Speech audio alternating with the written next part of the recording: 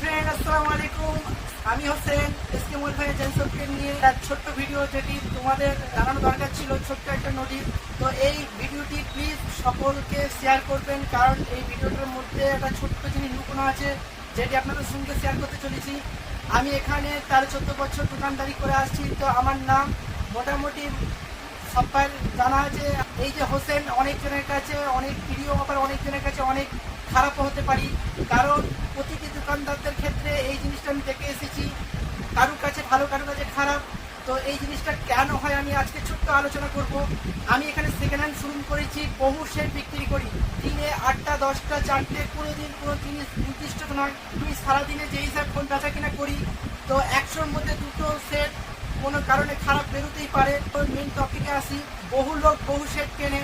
তো আমি সেট যখন বিক্রি করি, কোনো ডিসপ্লে চেঞ্জ বা কোনো রিপেয়ারিং সেট নয়, তার সত্ত্বেও 100টায় 2টো যখন খারাপ বেরোয়, তখন ওই জিনিসটা হয় মাসখানেক পর 2 মাস পর আমার কাছে আসে।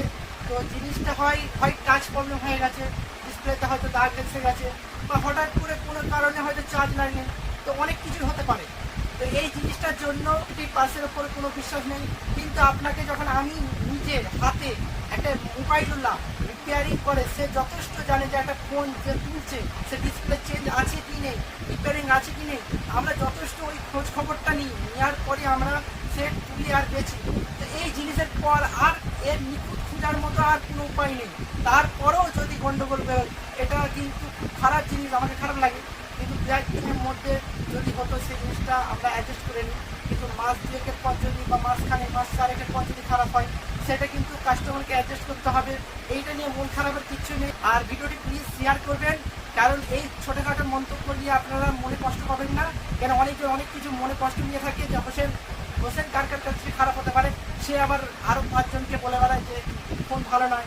তো এই জিনিসগুলো হয়ে থাকে। তো আপনি যেখান থেকে নেন না কেন, ইলেকট্রিকের উপরে ভরসা করা যায় না, যেহেতু মানুষকে ভরসা করা যায় না, কখন মরে যায়, তাহলে ইলেকট্রিককে কী করে ভরসা করি। তো ধন্যবাদ সকলকে, আমার সালাম, সকলকে ভালোবাসা। প্লিজ এই ভিডিওটি শেয়ার করবেন। ধন্যবাদ।